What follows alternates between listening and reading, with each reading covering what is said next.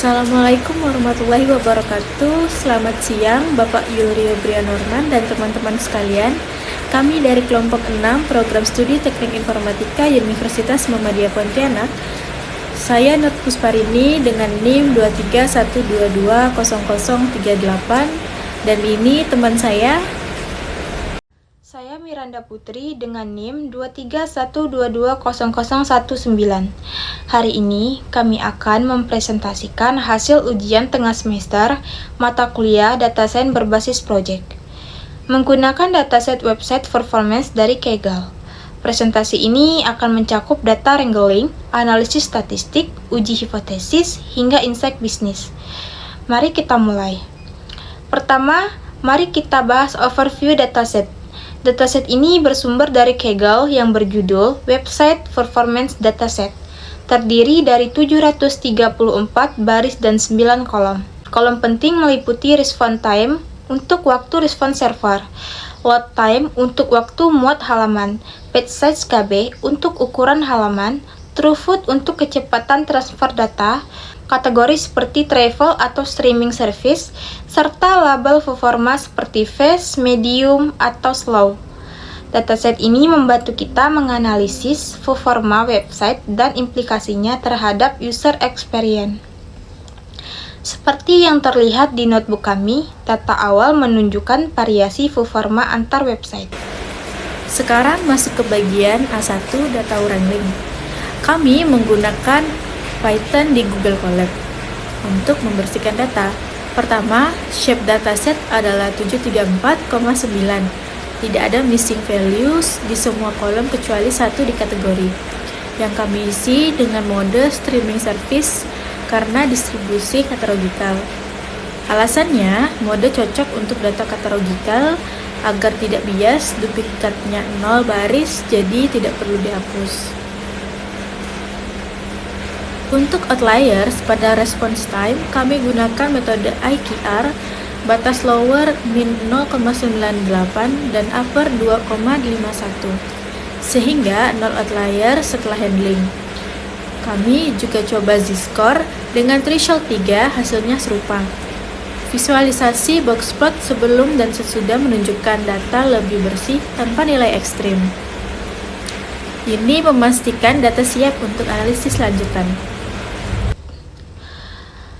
Selanjutnya bagian A2, analisis statistik deskriptif pada data yang telah dibersihkan. Untuk response time, min 0.79s, median pukul 0.54s, std 0.79s, min pukul 0/1s, max 3.75s, Q1 pukul 0.35s, Q3 0.88s, P95 1.88s. Throughput min 1781, median 1133, std tinggi karena max 14000, load time min 1.78s, median pukul 1.13s. Visualisasi histogram dengan KDE menunjukkan response time, skewed dengan long tail, throughput sangat skewed, dan load time juga skewed dengan long tail. Boxplot mengonfirmasi adanya varian ekstrim. Interpretasi distribusi skewed berarti ada long tail. Implikasi ke UX, user tertentu mengalami respon lambat, beban tidak merata, dan beberapa halaman terasa sangat lambat, seperti tabel di instruksi ITS. Ini menunjukkan pentingnya fokus pada percentile tinggi. Bagian A3, analisis bivariat dan multivariat. Kami pilih kategori untuk analisis response times, statistik news tercepat, min 0,569 second, law dan government terlambat 1,262 second. Visual boxplot menunjukkan variasi ini. Kategori terbaik adalah news dan kategori terburuk adalah law dan government. Korelasinya, heatmap dengan seaborn menunjukkan load time versus response times 0,84 kuat positif. Page size versus load time positif lemah, response times versus throughput negatif. 3 pasang tertinggi, load time, response time atau positif, dan lain-lain. Maknanya, ukuran halaman besar memperlambat muat, implikasi optimasi aset. Scatter plot, page size versus load time positif, lemah linear.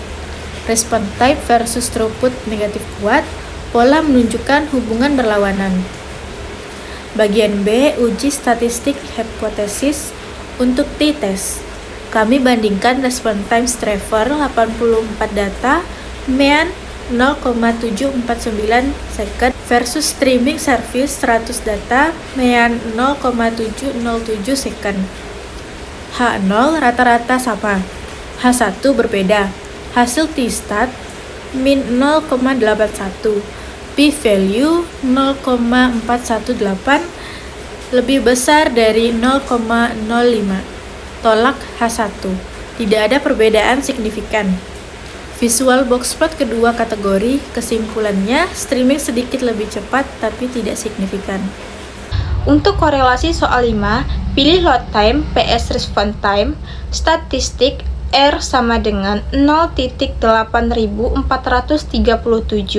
p-value gelombang 0 kurang dari pukul 0/5 signifikan, kuat positif, visual scatter dengan rig plot garis biru menunjukkan log time naik, response time ikut naik. Implikasi, optimasi load time bisa kurangi response time untuk UX lebih baik.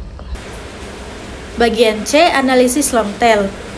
Kami buat CDF untuk response times, presentasenya lebih dari 5 second sama dengan 0%. Lebih besar P95 dengan hasil 5,14%. Persentil P50 0,54 second, P90 0,55 second, P95 1,88 second, P99 2,22 second. Dampaknya, long tail berdampak nyata ke UX, seperti user frustasi dan churn, serta bisnis metrics seperti bounce rate tinggi. Insight yang pertama, distribusi response time skew, pola performa website tidak merata. Yang kedua, perbedaan antar kategori, news cepat, low lambat. Yang ketiga, korelasi kuat antar variabel, load time pengaruh besar. Yang keempat, outliers ekstrim di throughput. Yang kelima, faktor ukuran halaman mempengaruhi performa. Rekomendasi 1. Optimasi aset dengan kompresi untuk kurangi page size berdasarkan korelasi positif. 2.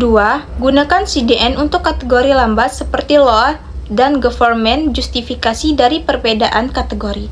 3. Monitor P95 atau P99 bukan hanya min untuk tangani long tail dan tingkat UX. Jadi, kesimpulan, fokus optimasi load time untuk dampak langsung ke response time. Gunakan CDN dan kompresi untuk kategori lambat. Monitor percentile tinggi daripada rata-rata. Terima kasih atas perhatiannya. Wassalamualaikum warahmatullahi wabarakatuh.